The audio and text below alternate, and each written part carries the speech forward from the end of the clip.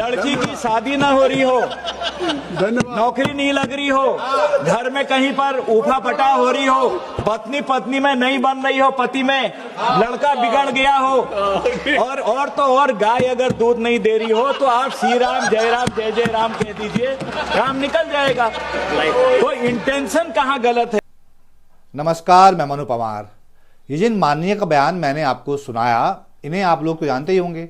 ये देश के रक्षा राज्य मंत्री रह चुके हैं और फिलहाल उत्तराखंड की नैनीताल उधम सिंह नगर लोकसभा सीट से बीजेपी के सांसद हैं। इनका बाकी का परिचय आपने उनके उस बयान से तो समझ ही लिया होगा कि वो कितने बड़े नगीने हैं। मनरेगा का नाम बदलने को लेकर संसद में जो चर्चा हो रही है, हमारे उत्तराखंड के सांसद अजय भट्ट साहब को भी उसमें अपनी बात रखने का मौका मिला था। कितना अच्छा मौका था, क्या कुछ नहीं कह सकते थे वो। सबको कहाँ ऐसा मौका मिल पाता है।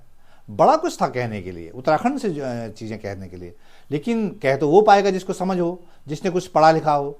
अजय भट्ट ने देश की संसद के अंदर खड़े होकर जो कहा, उससे उनका तो तमाशा बना ही हम उत्तराखंडियों को भी भारी शर्मिंदगी हो रही है, क्योंकि वो हमारे यहाँ से चुनकर आए हैं। लड़की की शादी ना हो रही हो, नौकरी नहीं लग रही हो, घर में कहीं पर ऊफा पटा हो रही हो, पत्नी पत्नी में नहीं बन रही हो, पति में लड़का बिगड़ गया हो, और तो और गाय अगर दूध नहीं दे रही हो तो आप श्री राम जय जय राम कह दीजिए, काम निकल जाएगा। तो इंटेंशन कहाँ गलत है।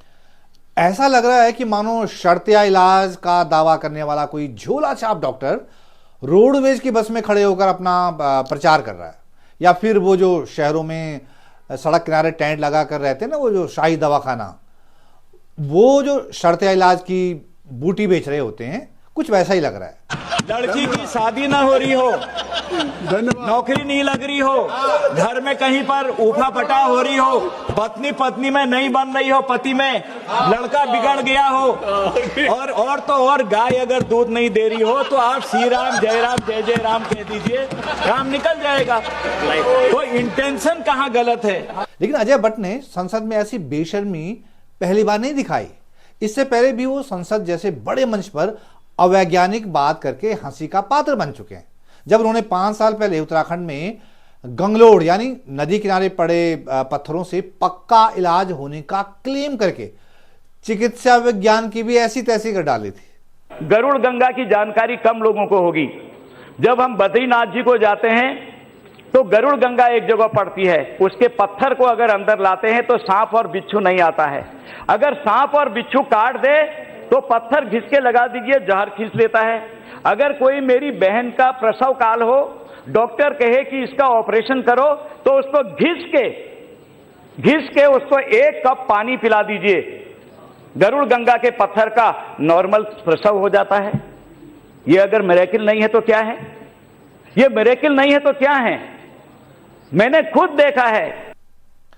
पहाड़ में शायद स्वास्थ्य सुविधाओं की तरफ सरकारों का ध्यान इसीलिए नहीं है क्योंकि अजय भट्ट साहब जैसे लोग तो गंगलोड़ यानी नदी किनारे पड़े पत्थरों से ही अपना इलाज करवा दे रहे हैं। तो फिर भला सरकार भी सोचती होगी कि यार इन लोगों के लिए मेडिकल फैसिलिटी जुटाने की जरूरत ही क्या है, गंगलोड़ी से ही इलाज कर लें। तो अजय भट्ट की बुद्धि को तो नमन है, लेकिन देश की संसद में उत्तराखंड को शर्मिंदा करने के लिए दूसरों ने भी कम योगदान नहीं दिया।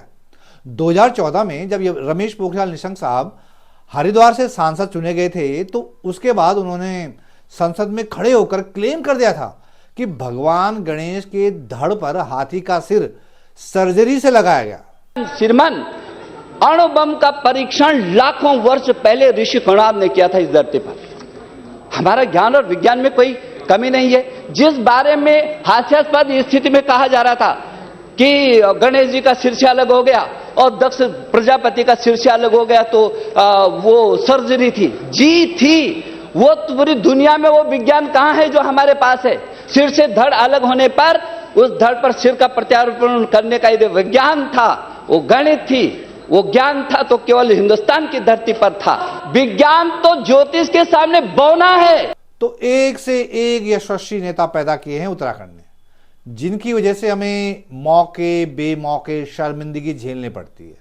और ताज्जुब की बात यह है कि ये नेता उस उत्तराखंड का नेतृत्व करते हैं जहां के लोगों ने अपनी मेधा और अपनी बुद्धि के दम पर देश ही नहीं दुनिया में डंका बजाया है। आप एक से एक नाम गिना लीजिए।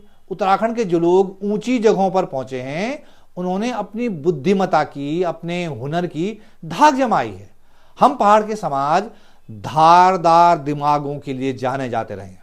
यहां तक कि राजनीति के क्षेत्र में भी गोविंद बल्लभ पंत से लेकर हेमवती नंदन बोगड़ा हुए, नारायण दत्त तिवारी जैसे विराट व्यक्तित्व वाले लोग हमने दिए हैं। लेकिन राजनीति का क्षेत्र अकल के नाम पर इस कदर बंजर हो जाएगा, ऐसी कल्पना तो की नहीं थी हमने। अगर सांप और बिच्छू काट दे तो पत्थर घिस के लगा दीजिए, जहर खींच लेता है। अगर कोई मेरी बहन का प्रसव काल हो, डॉक्टर कहे कि इसका ऑपरेशन करो, तो उसको घिस के उसको 1 कप पानी पिला दीजिए, गरुड़ गंगा के पत्थर का नॉर्मल प्रसव हो जाता है। इसीलिए हमारे यहां विजनरी पॉलिटिकल लीडरशिप का गंभीर अकाल है। इसीलिए हमारी लीडरशिप अगर गंगलोड़ों और भगवान गणेश की प्लास्टिक सर्जरी की अनोखी थ्योरी दे रही है तो इसमें अब अचरज करने की बात नहीं है। हां, लेकिन शर्मिंदगी की बात जरूर है। जिस समाज की पहचान ज्ञान से होती रही है, उसकी संवेदनशीलता से होती रही है, उसे ऐसे सस्ते बयानों से शर्मिंदा तो होना ही चाहिए। वरना कैसे पता चलेगा कि हमारा समाज चैतन्य अवस्था में है कि नहीं है। लड़की की शादी ना हो रही हो, नौकरी नहीं लग रही हो, घर में कहीं पर ऊफा पटा हो रही हो, पत्नी में नहीं बन रही हो, पति में लड़का बिगड़ गया हो, और तो और गाय अगर दूध नहीं दे रही हो तो आप श्री राम जय राम कह दीजिए, काम निकल जाएगा। तो इंटेंशन कहाँ गलत है। तो इस वीडियो में इतना ही। आपको अगर ये वीडियो पसंद आया हो तो अपने परिचितों तक, अपने दोस्तों तक भी जरूर पहुंचाएं। और जिन लोगों ने अभी तक मेरा यूट्यूब चैनल सब्सक्राइब नहीं किया है, कृपया फटाफट कर लीजिए और जाते जाते बेल आइकन पर भी क्लिक कर लें ताकि फटाफट सबसे पहले जो हमारा वीडियो आए उसकी सूचना आप तक पहुंच जाए। तो ये वीडियो देखने के लिए दोस्तों आपका बहुत बहुत धन्यवाद और जल्द एक नई वीडियो के साथ हाजिर होते हैं। तब तक के लिए नमस्कार।